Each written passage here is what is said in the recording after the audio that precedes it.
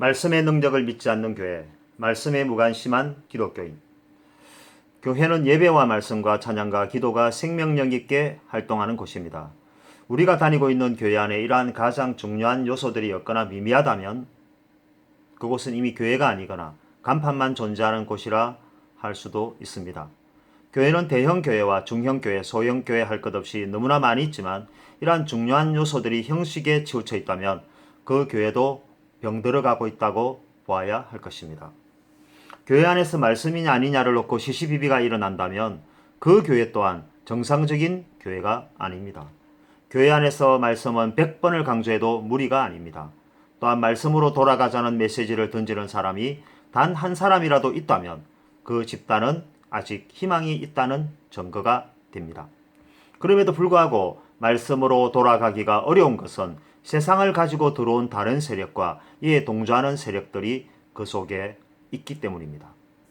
그들은 세상의 합리적인 방법과 놀이문화, 외식문화 등으로 사람들을 현혹하며 사실상 그 조직을 지배하고 있습니다. 이러한 방법을 코이노니아라고 주장하면서 말씀을 조금씩 밀어내기 시작합니다. 그들은 예배 시간에도 습관처럼 늦거나 앉아있어도 집중하려 하지 않습니다. 그러나 그들에겐 그들이 살아온 방식이 있고 그 방식에 대한 나름대로의 논리가 있습니다. 이러한 논리로 조직을 철학 없는 집단으로 만들고 자기 자신도 모르게 사탄의 꼭두각시가 되어 말씀으로부터 끊어지게 합니다. 말씀이 아예 없는 것은 아닙니다. 다만 말씀이 초등학문을 벗어나지 못한다는 것입니다. 말씀을 신앙하지 않는다는 것입니다. 얕은 곳에서 조금씩 깊게 들어가야 하지만 그것이 귀찮고 싫다는 것입니다. 그 까닭은 말씀으로 인하여 자신이 변화되는 것이 없기 때문입니다. 말씀을 전가하는 메시지를 듣지만 귀 기울이지 않습니다. 들은 자나 듣지 않은 자가 구별되지 않기 때문입니다. 예배 참석자나 사적인 일이 있어서 한 주씩 빠진 사람이 별반 차이를 느끼지 못한다는 것입니다. 체험이 없는데 무슨 말씀 위주의 집단을 원한다는 것일까요? 교회의 리더자와 지도자들도 말씀 위주는 원하지 않습니다.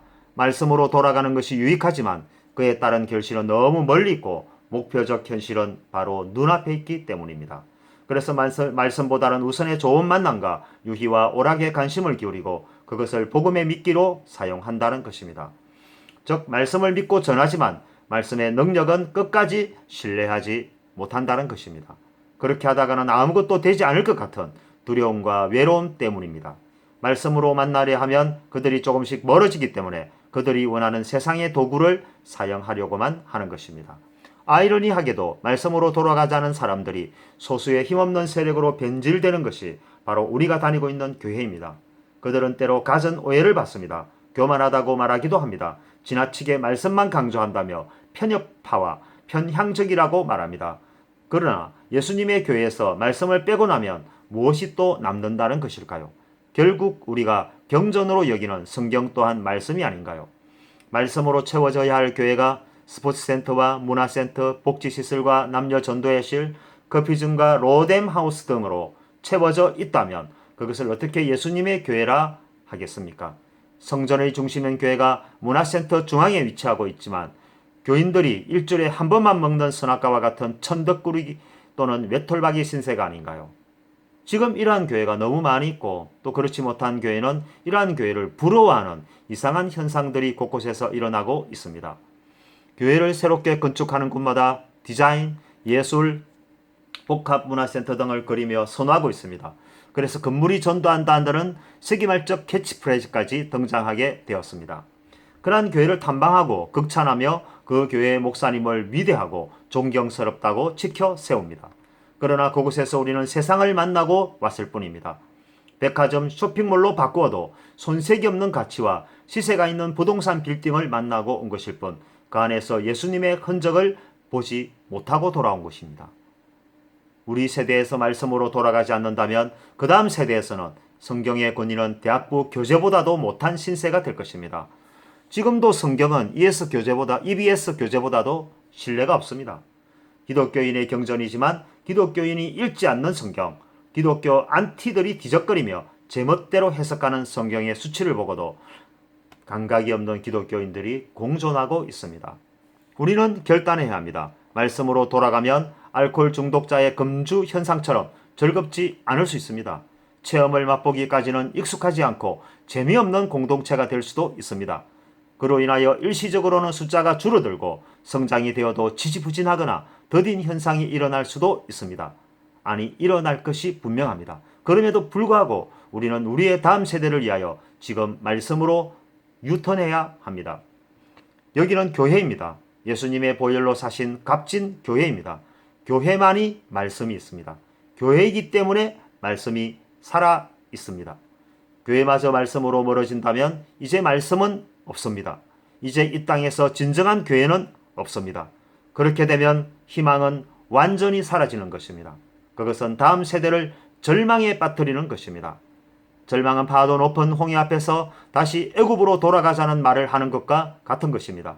바로 군대의 말발굽 소리가 귀에 들린다면 당신은 모세가 아닙니다. 당신은 하나님의 백성이 아닙니다. 모세의 귀에는 오직 하나님의 음성만 들릴 뿐이었습니다. 그래서 그는 말씀에 의지하여 홍해를 건너간 것입니다. 말씀의 능력은 바로 이런 것입니다. 마치 아무것도 할 수 없는 죽음과 공포의 두려움 속에서 말씀은 기적이 되는 것입니다. 말씀은 모든 것이 수포로 돌아갈 것만 같지만 그 결과는 평화이며 능력입니다. 이러한 말씀의 능력이 바로 우리가 열지 않은 성경 속에 있습니다. 성경은 우리를 바르게 인도하고 우리가 속한 교회와 공동체가 바로 서게 하는 것입니다. 세상과 구별되게 하고 거짓 목자와 참 목자를 구별하게 합니다. 양과 이리를 구별하게 하고 빛과 어둠을 구별하게 합니다. 그래서 말씀을 부르짖는 자가 있을 때 그 공동체는 깊은 잠에서 깨어나야 합니다. 말씀에 무관심한 기독교인이 교회를 잘 다니고 있다고 좋은 것은 교회 재정뿐입니다. 그 외에는 아무것도 이로울 것이 없습니다. 자신에게도 교회에게도 아무 유익이 없습니다. 교회당은 교회 재정으로 유지되어야 합니다. 그러나 교회는 하나님의 말씀으로 유지되고 성장합니다. 이것은 어려운 신학이 아닙니다. 이것은 교회가 기본으로 돌아가자는 가장 낮은 기초 과정입니다. 많은 것을 얻으려고 하지 말아야 합니다. 적은 것이라도 나누려고 해야 할 것입니다. 그것이 바로 우리가 교회를 다니는 이유이며 교회의 목적이 될 것입니다.